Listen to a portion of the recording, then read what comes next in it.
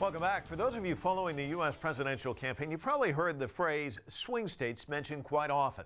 Both U.S. President Barack Obama and his Republican rival Mitt Romney are pouring tens of millions of dollars into winning them. So what exactly are swing states, and how will they affect this election? 50 states will go to the polls on November 6, but only a handful of them will get to play kingmaker. Most of the country is either red or blue. Red indicates support for the Republican Party, while blue states are Democratic. So Texas is solidly Republican, while California is reliably Democratic. And that trend extends to about 75% of the nation. But the focus this presidential election is on 10 or 12 undecided states. Poll numbers there are swinging wildly between President Obama and his challenger Mitt Romney. Swing states are states that are not overwhelmingly supporting either candidate. And it could be for a variety of reasons, usually because of demographics or changes in the economy. Each swing state has different concerns. In Ohio, many support Obama's decision to invest hundreds of millions of dollars in the struggling auto industry. It's credited with reviving auto manufacturing and saving thousands of jobs there. However, Ohio lost a lot of jobs over the last 4 years, which gives Governor Romney an in terms of saying, look, the economy is not as well off here in Ohio as it was 4 years ago, despite this auto bailout, and maybe it's time for a new direction.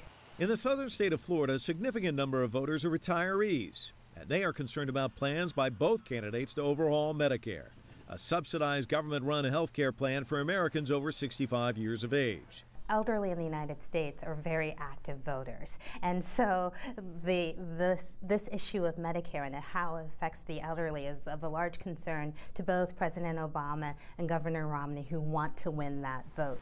Another southern state, Virginia, used to be solidly Republican, but is now up for grabs.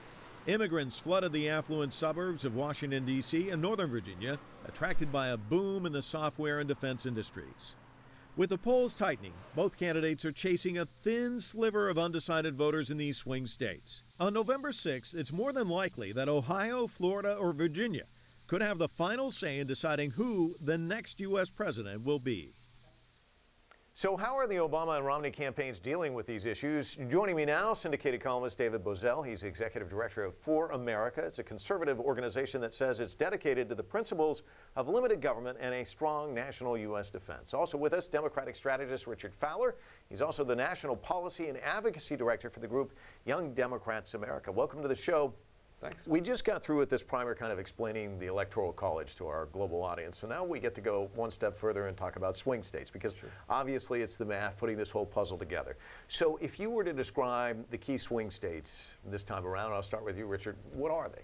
I think for the president, it's a couple places. I think once every road to the White House goes through Virginia, he has to win Virginia, he has to win in Ohio, and I think he has to do a decent job in Florida. At that point in time, I think we'll have an early night and we can say that he is the next president, or the current president for 4 more years on President Obama. There's going to be challenges there, though, for sure. And David, you've been looking at the formulas, and you were just talking about a lot of different scenarios for Romney. What do you think? There's a lot of different scenarios for Mitt Romney to get to 270. As far as I'm concerned, he's got to figure out a way to win this whole thing without Ohio. And that means sweeping Nevada, Colorado, and Iowa. And I think he can do that. I mean, Ohio's very, very close, but he hasn't nudged at that 50% mark like he has in Virginia, Florida, and I mean, North Carolina he's done very, very well in lately. And Pennsylvania's close, Michigan's turning out to be close now, so there's a lot of different recipes for success for Mitt Romney. And the key number is not the popular vote, it's this 270, this magic number of 270.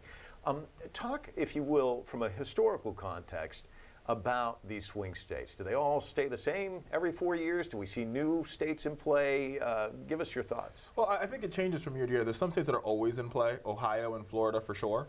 And I think Virginia's become a new swing state. And I think a swing state has everything to do with the demographic makeup of the state. I think for Florida, what you have is you have two different partitions of the state. You have below the I-4 corridor, below the Orlando area, and southern Florida, and that's very Democratic stronghold, Democratic place. And then above, you have this very, very conservative, rich base. The same goes for Virginia. In northern Virginia, within the Beltway, 50 miles out the Beltway, you have a very, very, strong Democratic base, a very, progressive base. And then below that 50-mile marker, you have a very conservative base of the rest of the state, or any, and I think it has to do with population growth, population size, and the corridors that go through the respective states. I think for Virginia, the I-95 corridor, the major expressway, is what makes it a swing state. And then Ohio is a different beast. Ohio, it's metropolitan areas.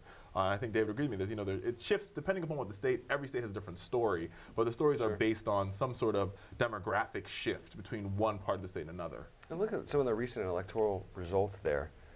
Virginia, very purple. In 2009, it went basically all red. I mean, every state office is Republican. Wisconsin put Scott Walker in twice, the second time just about 4 months ago. That's why I think a lot of people are now thinking that Wisconsin's in play. I mean, how could that state put Walker in, be the first governor to survive a recall, and then turn around and elect President Obama again 4 months later? Doesn't seem plausible. Well, and I'd like to talk a little bit about Wisconsin, because I think for our global audience, they don't quite get all of this. Sure. Now, reliably, that's been a Democratic state in years past. What makes things kind of interesting, and I want you guys to talk about this too, is the selection process of a vice presidential nominee.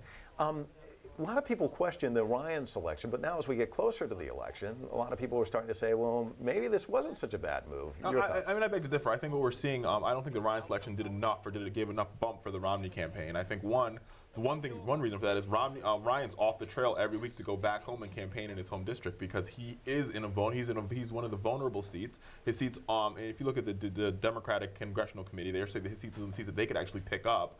Because he has 100,000 new voters that he's never seen before, he's never met before, and his district has become more and more urban, because I think as America grows, the urban sprawl continues. I think his district is one of those districts that that benefited from that, or in his case, it didn't benefit from that.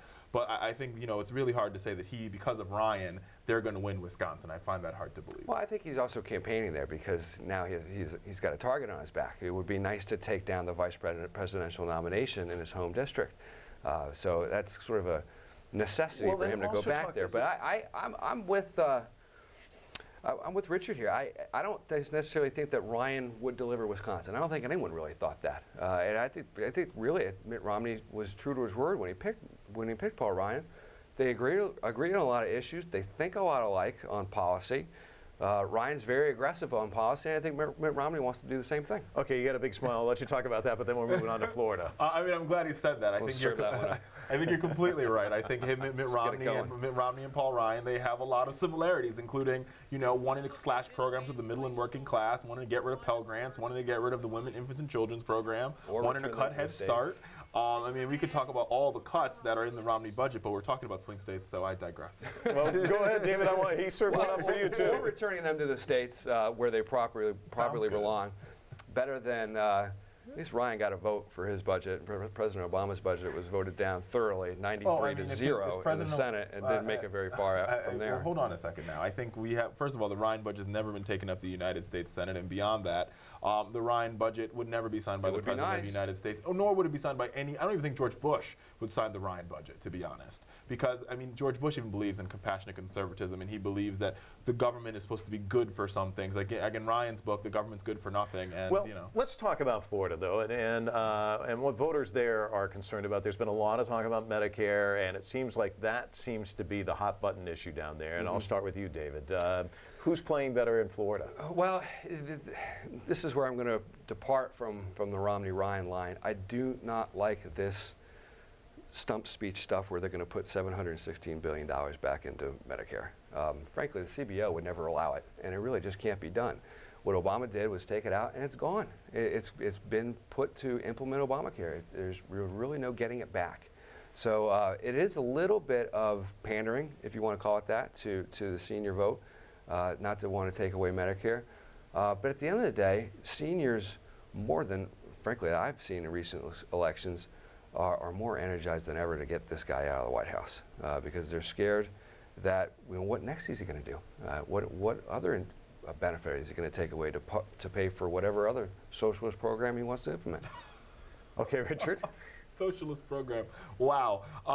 Let's talk about the facts. The facts are pretty simple. The first thing that the President's Affordable Care Act, or Obamacare, did was it closed a donut hole for seniors after George Bush passed the prescription drugs bill. So a lot of seniors in Florida, particularly, are benefiting they're benefiting from Obamacare and the savings that they're getting because the donut hole is now closed. Beyond that point, Florida is one of the states that saw the highest foreclosures in the country, and that had everything to do with George W. Bush and the George W. Bush policies. And if you talk to any Floridian, they'll tell you that George W. Bush was horrible for them. Beyond that point, they have a Republican governor in office who has the lowest approval rating of any governor out of all 50 states. There's not one Floridian that likes this governor. He's a Republican governor who's campaigning with Mitt Romney, and so I think Florida's having buyer's remorse, and they're going to show their buyer's remorse in November. I think you look at the proof is in the pudding. I think even there's a lot of vulnerable congressional seats. One being the seat of Alan West, who happens to be the Tea Party, I guess the Tea Party darling. He's in the race of his life. He's going to be upset that you called him a darling. He really is. He might say that I'm trying to implement Sharia law in America too, but I mean, he's going to be very, very upset by that. I mean, the simple fact is that I think, and I'm from somebody who's from Florida. My mom is a registered nurse in Florida. The people in Florida are ready for 4 more years of the president. They've seen what the president has done to bring house prices up. They've seen what the president has done to sort of make sure they don't lose teacher jobs and nursing jobs. I'm going to hold you there. I want to get your thoughts on Florida quickly because we got to get to Ohio. A number of conservative pollsters have basically pulled out of Florida, thinking that this is a slam dunk for Romney.